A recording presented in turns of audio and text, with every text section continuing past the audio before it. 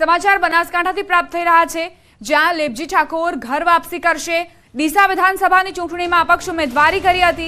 ડીસા અપક્ષ ઉમેદવાર લેબજી ઠાકોર કેસરિયા કરવાના છે।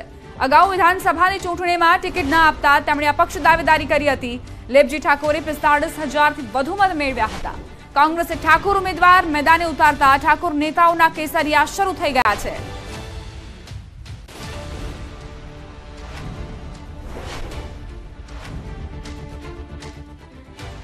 લોકસભાની ચૂંટણીની તારીખ જાહેર થતા આચાર સંહિતા લાગુ થઈ જાય છે, ત્યારે અનેક જિલ્લાઓમાં હોર્ડિંગ્સ બેનર હટાવવાની કામગીરી શરૂ કરી દેવાઈ છે। ભીત ચિત્રો પર પણ કલર મારી દેવાયા છે, પરંતુ નર્મદાના ડેઢિયાપાડામાં કેટલીક જગ્યાએ બેનરો તથા હોર્ડિંગ્સ હટાવાયા નથી। પ્રશાસન દ્વારા બેનરો ન હટાવાતા તંત્ર નિંદ્રામાં હોય તેમ દેખાઈ રહ્યું છે।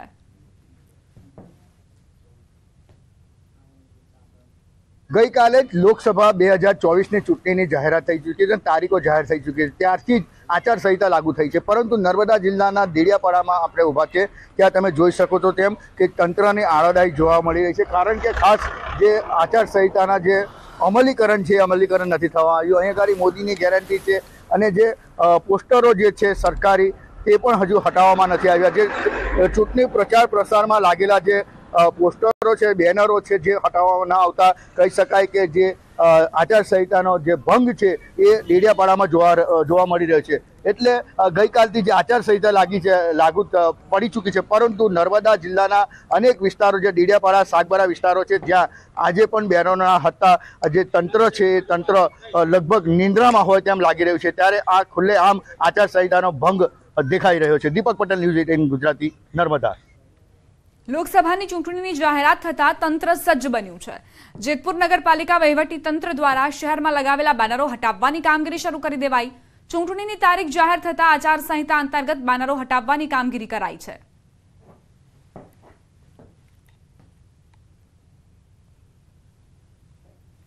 ચૂંટણીની જાહેરાત બાદ ઉમેદવારોએ જોરશોરથી પ્રચાર શરૂ કરી દીધો છે। સુરત અને તાપી જિલ્લાને જોડતી બારડોલી બેઠક પર ભાજપ ઉમેદવાર પ્રભુ વસાવાએ વિધિવત પ્રચારનો પ્રારંભ કર્યો। માંડવી ખાતે તેમના નિવાસસ્થાને પૂજા અર્ચના કરી, ત્યારબાદ પોતાના મૂળ નિવાસસ્થાન સઠવાવ ગામે પહોંચ્યા હતા। અહીં પોતાના પિતાના સ્મૃતિ સ્મારક પર પુષ્પાંજલિ અર્પણ કરી આશીર્વાદ લીધા। બાદમાં માંડવીથી તાપી જિલ્લામાં પ્રવેશતા ગામડાઓમાં ચૂંટણી પ્રચારનો આરંભ કર્યો। તેમણે 5 લાખથી વધુ મતથી જીતવાનો દાવો પણ કર્યો। મહત્વનું છે કે 23 બારડોલી લોકસભા બેઠક પર ભાજપે સતત ત્રીજી વખત પ્રભુ વસાવાને મેદાનમાં ઉતાર્યા છે। સુરત જિલ્લાના 23 લોકસભા બારડોલી બેઠકના ભાજપના ઉમેદવાર પ્રભુ નાગરદાસ વસાવાએ આજે મંદિરેથી ભગવાનની પ્રાર્થના આરાધના કરી અને પ્રચાર આરંભ્યો છે। એમની સાથે સીધી વાતો કરીશું। જી સાહેબ, આજથી પ્રચાર પ્રસાર શરૂ કર્યો છે, શું કહેશો? આજે આચારસંહિતા લાગુ થયા બાદ મારા ઘરેથી આજે પૂજા અર્ચના કરીને રૂપણ ખાતે હનુમાન દાદાના દર્શન કરીને આજે સઢવાવ ખાતે મારા પિતાજીના સ્મારક પર માથું ટેકવી મારા માતૃશ્રીના આશીર્વાદ લઈને હું મહારાષ્ટ્રની બોર્ડરનું છેલ્લું ગામ કહેવાય પણ લોકસભાનું પહેલા ગામ તરીકે જેની ગણના ભારતીય જનતા પાર્ટી જે ગણાવી છે અને એ ગામથી આજે હું શ્રી ગણેશ પ્રચારના કરી રહ્યો છું। ભારતીય જનતા પાર્ટી તરફ જે પ્રેમ છે, જે ભારતીય જનતા પાર્ટી કામ કરે છે ત્યારે એમના પ્રત્યે જેમનું આકર્ષણ છે અને એ જોતા કોઈ પણ ઉમેદવાર લોકશાહી પ્રમાણે લડતા હોય પણ નરેન્દ્રભાઈ મોદી સાહેબને પીએમ બનાવવા માટે અને મને પણ જીતાડવા માટે લોકો ખૂબ મોટો સહકાર આપશે। બનાસકાંઠા કોંગ્રેસના ઉમેદવાર ગેનીબેન ઠાકોર કોતરવાડા ગામ પહોંચ્યા હતા। કોતરવાડા ગામ ગેનીબેનનું સાસરું છે અને મર્યાદા જાળવવા ઉમેદવાર ગેનીબેને ઘૂંઘટ તાણ્યો હતો। સભામાં પહોંચતા જ ગેનીબેને ઘૂંઘટ તાણી દીધો હતો।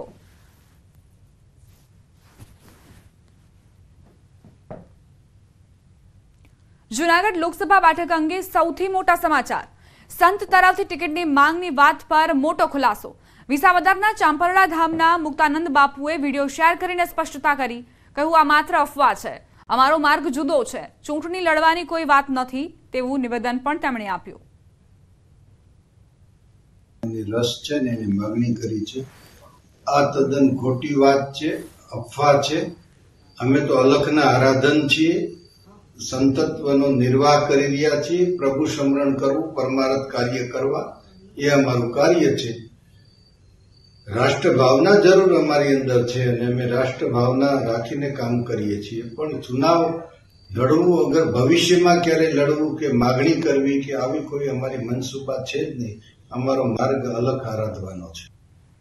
પંચમહાલના કાલોલમાં નર્મદાની કેનાલમાં ગાબડું, કેનાલનો ભાગ તૂટ્યો, પાણીનો બગાડ થયો, કેનાલમાં ભંગાણ થતા ખેડૂતોમાં નારાજગી વ્યાપી છે. સ્થાનિકોના મતે છાશવારે કેનાલમાં ગાબડા પડતા રહેતા હોય છે.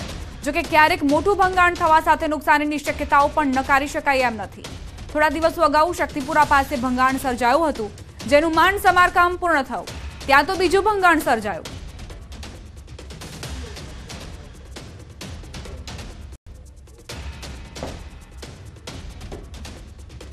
સમાચાર રાજકોટથી પ્રાપ્ત થઈ રહ્યા છે, જ્યાં મોટા મવામાં મહિલાઓએ વિરોધ કર્યો. નળ કનેક્શન છતાં પાણી ન આવતું હોવાનો મહિલાઓનો આરોપ. પાણી નહીં તો મત નહીંના મહિલાઓએ સૂત્રોચ્ચાર કર્યા. દેખાવકાર મહિલાઓએ પોલીસની ગાડીઓને પણ રોકી, પોલીસની ગાડીઓને પાછી મોકલી. રસ્તા પર બંને તરફ ટ્રાફિક જામ થતા વાહનોની લાંબી કતાર લાગી. તો મહિલાઓએ પીસીઆર વાન પર પાણીની ખાલી ડોલ મૂકીને વિરોધ કર્યો. મહિલા પોલીસ અને મહિલાઓ વચ્ચે ધક્કામુક્કીના દ્રશ્યો પણ સર્જાયા. છેલ્લા 1 કલાક જેટલા સમય થયા સ્ટેટ હાઈવે પર ચક્કાજામ છે. પોલીસ દ્વારા મહિલાઓને સતત સમજાવવાના પ્રયાસ કરાયા.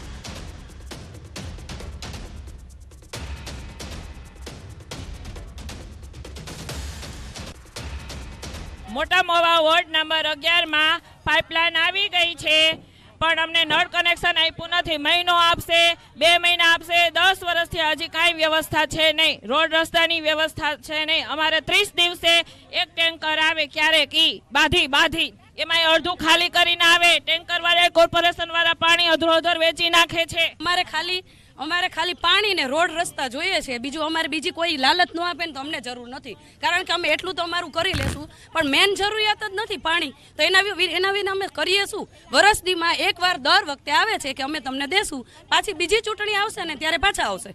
પછી કોઈ વર્ષમાં કોઈ આટોય મારતું નથી. મત દઈશું જ નહીં, પાણી દેતા જ નથી. અમે પાણી વિના શું કરી? અમે કયો આવડા બધા મકાનમાં પાણી વિના શું અમે કરી? પોતા કરવા કે શું કરવું કે પીવું પાણી? અમારો ફૂલ ટેક્સ વસૂલ કરે છે, પણ અમને એક પણ પ્રકારની સુવિધા નથી આપતા. એકેય બાજુ રફ રસ્તો સારો નથી, માણાને હાલીને જવાય એવો રસ્તો નથી, અને નથી નળ દેતા, નથી પાણી દેતા, નથી સિટી બસની સુવિધા દેતા. બધાની પાસે પાણી વગર જીવન છે કઈ ભાઈ? એવું કોઈ નહીં. અમારા માટે બધું સરખું છે. અમને સગવડ આપે એટલે અમે એને મત દેવા તૈયાર છીએ. અમે પહેલી વસ્તુ અમે ટૂંકમાં પાણી છે જ નહીં. અમે 15 વર્ષથી પાણી માટે લડીએ છીએ. ખેડાના ઠાસરામાં વેપારી મંડળ કોઓપરેટિવ ક્રેડિટ સોસાયટીનું કૌભાંડ બહાર આવ્યું. ઠાસરામાં આવેલી બેંક સાથે ગોલ્ડ વેલ્યુઅર ચિરાગ ચોકસીએ છેતરપિંડી કરી. ગ્રાહકની લોન ઓવરડ્યુ થતા કૌભાંડનો પર્દાફાશ થયો. જોકે બેંક ડિરેક્ટરોએ હજુ સુધી કોઈ ફરિયાદ ન કરતા સવાલ ઉઠી રહ્યા છે. એવી ચર્ચાઓ છે કે મેનેજિંગ ડિરેક્ટરનો ભત્રીજો હોવાના કારણે હજુ સુધી ફરિયાદ નથી નોંધાઈ. 250 તોલા સોનું ડુપ્લિકેટ સોનું સંસ્થાને પધરાવી કૌભાંડને અંજામ આપવામાં આવ્યો. આ ગોલ્ડ પર ગ્રાહકોને લાખો રૂપિયાની લોન અપાવી હતી. નિષ્પક્ષ તપાસ થાય તો વધુ કૌભાંડ બહાર આવે તેવી શક્યતાઓ.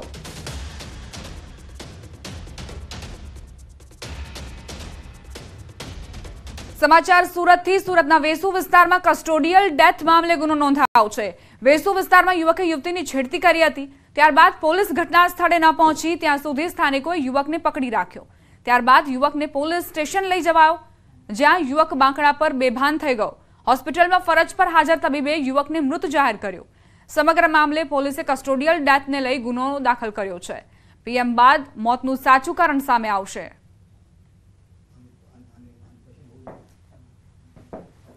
અજાણ્યો ઈસમ છે એમ જણાવે છે કે મારે પહેલાં પાણી પીવું છે, એટલે એને પાણી પીવડાવવામાં આવે છે.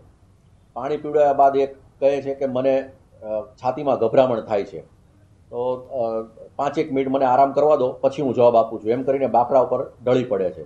108 દ્વારા તેમને સિવિલ હોસ્પિટલમાં લઈ જવામાં આવે છે અને સિવિલ હોસ્પિટલમાં ડૉક્ટરશ્રી દ્વારા તેમને મૃત જાહેર કરવામાં આવે છે. દાહોદમાં નકલી ફૂડ અધિકારીનો ભાંડો ફૂટ્યો. ઉસરવાણમાં ઓઇલ ફેક્ટરીમાં રેડ કરવા આવેલા નકલી ફૂડ અધિકારી ઝડપાયા. મધ્યપ્રદેશના ઇન્દોરથી આવેલા ઈસમોએ ઓઇલ કંપનીમાં નકલી અધિકારી બનીને રેડ કરવા આવ્યા હતા. કંપનીના માલિકને જાણ થતાં દાહોદ બી ડિવિઝન પોલીસને નકલી અધિકારી અંગે જાણ થઈ. પોલીસે 4 ઈસમોને ઝડપી પાડી આરોપીઓ પાસેથી માઉઝર પિસ્તોલ તેમજ 4 કારતૂસ ઝડપી પાડ્યા. ઉપરાંત 56,700નો મુદ્દામાલ જપ્ત કર્યો.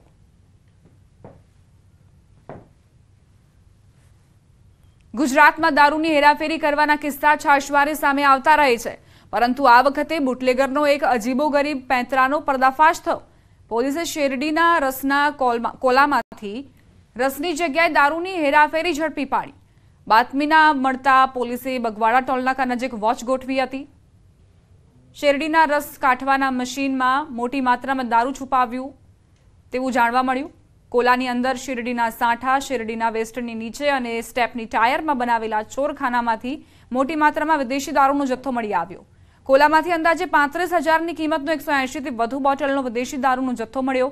પોલીસે દારૂની હેરાફેરી કરનાર રતનલાલ સૈનીની ધરપકડ કરી છે, જ્યારે દમણથી દારૂ મોકલનાર આરોપી ઠાકોર કામડીને પોલીસે વોન્ટેડ જાહેર કરી તેને વધુ ઝડપવા તપાસ હાથ ધરી છે.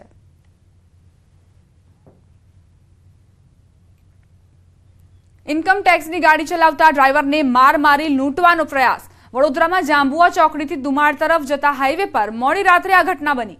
ઇન્કમ ટેક્સ વિભાગની ગાડી ચલાવતા ડ્રાઈવરને 3 શખ્સોએ લાકડાના દંડાથી માર મારી લૂંટી લીધો. મોડી રાત્રે મકરપુરા રહેતા ઇન્કમ ટેક્સ ઓફિસરને ઘરે મૂકી પરત જતા સમયે આ બનાવ બન્યો.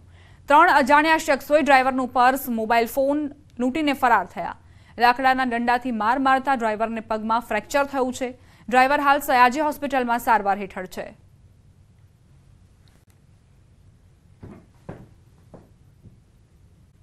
રાજ્યમાં સ્થાનિકો નિયમિત વેરો ન ભરતા હોવાના કારણે પંચાયતને હાલાકી ભોગવવાનો વારો આવ્યો. અંબાજી ગામની વસ્તી 20,000 થી 22,000ની છે, જ્યારે 6 કરોડથી વધુની વેરા વસૂલાત બાકી છે. અંબાજી ગ્રામ પંચાયત દ્વારા વેરા વસૂલાતને લઈ બેઠક યોજવામાં આવી. બેઠકમાં બાકીદારોને લઈ નિર્ણય લેવામાં આવ્યો. બાકીદારોની આવશ્યક સેવાઓ જેવી કે ગટર, પાણી અને સફાઈ જેવી સુવિધાઓ રોકી દેવામાં આવશે. તે ઉપરાંત મિલકત સીલ કરાશે. માર્ચ મહિનો પૂર્ણ થતાં જો બાકીનો વેરો ભરવામાં નહીં આવે તો ગેસ્ટ હાઉસ, હોટેલ સહિતની મિલકતો પણ સીલ કરાશે. બાકીદારો સામે આકરા પગલાં લેવા સૂચના આપી છે. પેનલ્ટી થતી બચવા માટે ઝડપથી વેરો ભરી દેવામાં આવે ગ્રામ પંચાયત ખાતે, અને જે વેરો નહીં ભરે તેની સામે આકરા પગલાંને સીલ મારવા સુધીની કાર્યવાહી કરવા ગ્રામ પંચાયતને સૂચના આપેલ છે. જો આ રકમ ભરપાઈ કરવામાં નહીં આવે તો આ લોકોને સામે દંડકીય કાર્યવાહી કરવામાં આવશે, અને 31 માર્ચ પછી આ લોકોનું 12% વ્યાજ તો લાગશે જ. સાથે સાથે અમે એના પહેલાં આ લોકોનું ધર્મશાળાઓ છે, હોટલો છે, એ લોકોનો વેરો જો ભરવામાં નહીં આવે તો અમે એનું ધર્મશાળાઓમાં સીલ મારવાનું ચાલુ કરશું. દ્વારકામાં ફૂલ ડોલોત્સવ દરમિયાન દ્વારકાધીશના મંદિરે દર્શનના સમયમાં ફેરફાર કરાયો છે. 25 માર્ચે સવારે 6 કલાકે મંગળા આરતી થયા બાદ બપોરે 1 કલાકે નિત્યક્રમ મુજબ દર્શન કરી શકાશે, જ્યારે ઉત્સવ આરતી બપોરે 2 કલાકે અને ફૂલ ડોલોત્સવ બપોરે 2 થી 3 કલાક સુધી ઉજવાશે. બપોરે 3 થી 5 વાગ્યા સુધી મંદિર બંધ રહેશે, જ્યારે સાંજે 5 વાગ્યાથી નિત્યક્રમ મુજબ દર્શન ચાલુ રહેશે.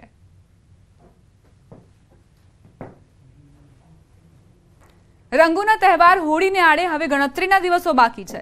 રાજ્ય સહિત દેશભરમાં ઉજવણી શરૂ થઈ ગઈ છે, ત્યારે દાહોદમાં મહિલાઓએ ફાગોત્સવ મનાવ્યો.